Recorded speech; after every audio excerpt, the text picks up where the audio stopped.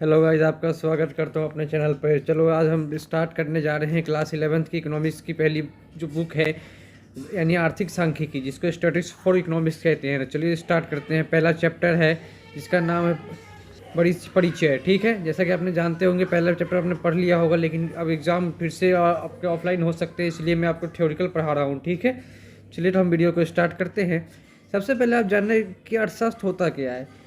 अर्थशास्त्र के अगर डेफिनेशन की बात की जाए तो एक लाइन में कहा जाए तो अपने सीमित संसाधनों का, जो आपके सीमित संसाधन है उसका अच्छे से अच्छे यानी फुल्ली यूटिलाइज करके आप अपने आप सेटिस्फेक्शन, अपनी जो भी ज़रूरतें हैं उसको पूरा करते हैं, वही अर्थशास्त्र कहलाता है। ठीक है, चलिए तो सबसे पहले हम पॉइंट बाय पॉइंट पढ़ते हैं। इस चैप्टर में हम क्या क्या पढ़ेंगे। ठीक है, इसमें सबसे पहले हम अर्थशास्त्र की विषय वस्तु के बारे में जानेंगे। इसके अंदर हम स्कोप ऑफ स्टडी क्या है, क्या हम पढ़ते हैं, क्यों पढ़ते हैं, इस सब के बारे में जानकारी लेंगे। ठीक है, सेकंड पॉइंट है समझ सकेंगे कि उपभोक्ता क्या होता है, उपभोग क्या होता है, उत्पादन, वितरण और आर्थिक क्रियाएं क्या होती है। इस चैप्टर में हम ये सब जानेंगे। साथ ही हम जानेंगे कि उपभोग, उत्पादन और वितरण की व्याख्या में सांख्यिकी का क्या ज्ञान है, सांख्यिकी की आवश्यकता क्यों पड़ती है इनमें। ठीक है, और लास्ट पॉइंट में हम समझेंगे कि आर्थिक क्रियाओं को बेहतर समझ के लिए सांख्यिकी का प्रयोग के बारे में सीख सकेंगे। आर्थिक सांख्यिकी हमारी किस प्रकार से हमारी जरूरतों को पूरा करने में और इसको बेहतर करने में किस प्रकार से मदद करती है। तो ठीक है, तो चलिए तो हम वीडियो को स्टार्ट करते हैं। अपने सबसे पहले अर्थशास्त्र क्यों। जैसा कि आप पहले भी पढ़ चुके होंगे क्लास 9th और 10th में इकोनॉमिक्स के बारे में, वहाँ आपने छोटे लेवल पे पढ़ा। ठीक है, अब यहाँ पे आपको विस्तार पूर्वक, जैसे आप भी 11th में हैं तो 11th में आपको एक आर्थिक सांख्यिकी मिली होगी और एक मिला होगा व्यष्टि अर्थशास्त्र। ठीक है, तो चलिए हम सबसे पहले सांख्यिकी पढ़ रहे हैं तो हम सांख्यिकी के बारे में बात करेंगे। अर्थशास्त्र में आपका विषय रहा होगा, ठीक है, जैसा कि मैंने आपको बताया। और सबसे पहले आप जान लीजिए अर्थशास्त्र के पिता यानी जनक किसे कहा जाता है।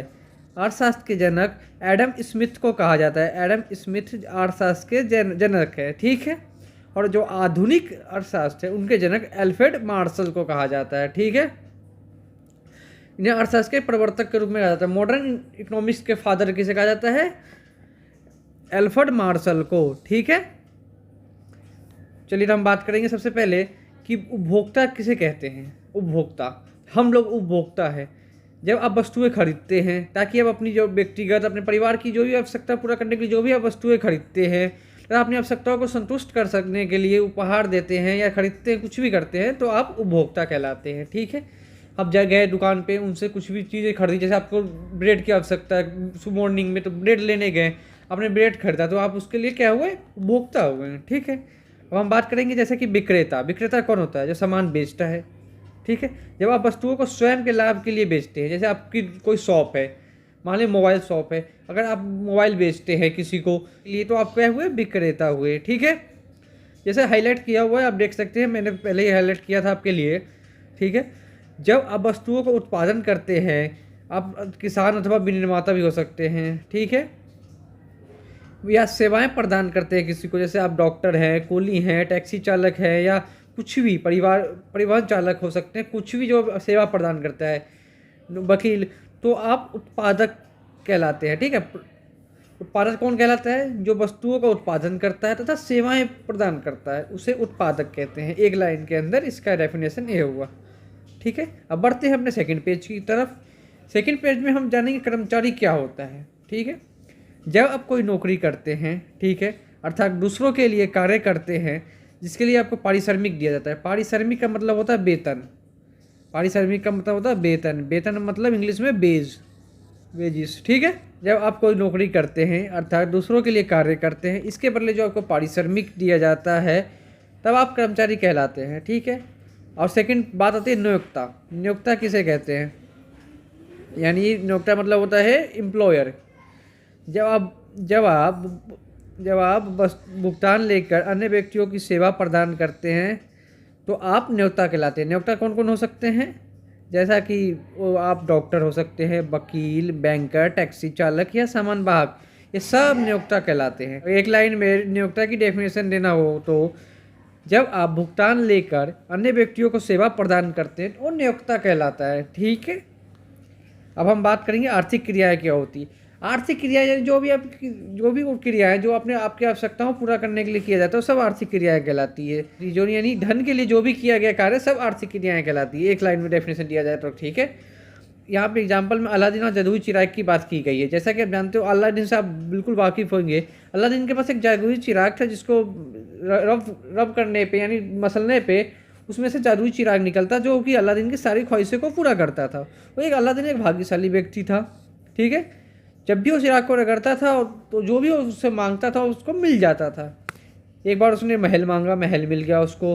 राजा की बेटी का हाथ मांगा तो उसको मिल गया। बहुमूल्य उपहार की मांग की तो वो भी मिल गया। जो भी पलक झपकते जो भी मांगता था वो उसके पूरी हो जाती। क्यों? क्योंकि उसके पास एक जादुई चिराग था। पर वास्तविक जीवन में ये अलादीन की तरह भाग्यशाली नहीं हो सकते। यदि भी हमारी इच्छाएं उसी की तरह है, पर वास्तविक जीवन में हम अलादीन की तरह भाग्यशाली नहीं हो सकते हैं, क्योंकि हमारे जो इच्छाएं हैं वो असीमित है। जैसे मेरी इच्छा है मैं BMW ले लूँ, मेरी इच्छा है मैं अम्बेसडर ले लूँ, लेकिन मेरे पास आर्थिक स्थिति उस हिसाब से नहीं है तो मैं नहीं खरीद सकता। यानी हमारी जो इच्छा है वो असीमित है, पर जो संसाधन है मेरे पास वो सीमित मात्रा में है, ठीक है। परंतु हमारे पास कोई जादुई चिराग तो है नहीं जो मैं उसे कहूँ और मुझे दे दे, तो मैं उसी हिसाब से अपना खर्च करूँगा जितनी मेरी आवश्यकता होगी, ठीक है। और मैं उसी चीज़ों का चुनाव करूँगा जो उस समय एट पॉइंट ऑफ टाइम मुझे नीड हो, ठीक है। जो भी हमारे संसाधन है वो सीमित है, लेकिन जो हमारी आवश्यकता है वो असीमित है। इसी को बताने के लिए या इसी को समझने के लिए हम अर्थशास्त्र को पढ़ते हैं। जो उत्पादक के पास संसाधन होते हैं वो भी सीमित होते हैं। जो एक उत्पादक होता है या जो भी एक बंदा है जो प्रोडक्शन करता है उसके पास भी लिमिट में लेबर होंगे, कैपिटल लिमिट में होंगे, जो उसके मशीनरी होंगे वो भी लिमिट में होंगे। तो एक लिमिट में ही वो प्रोडक्शन कर सकता है। ये नहीं से हाँ आज मन किया तो उसने 1 लाख जूते बना दिए, कल को 10 लाख बना दिए, ऐसा नहीं कर सकता, क्योंकि उसके पास जो भी संसाधन है वो सीमित मात्रा में है, ठीक है। उसी का वैकल्पिक प्रयोग भी होते हैं। तरह की बात हम नेक्स्ट वीडियो में करेंगे। आई होप वीडियो आपको अच्छा लगा हो। वीडियो अच्छा लगे तो वीडियो को लाइक करें, शेयर करें एंड चैनल को सब्सक्राइब करें। धन्यवाद।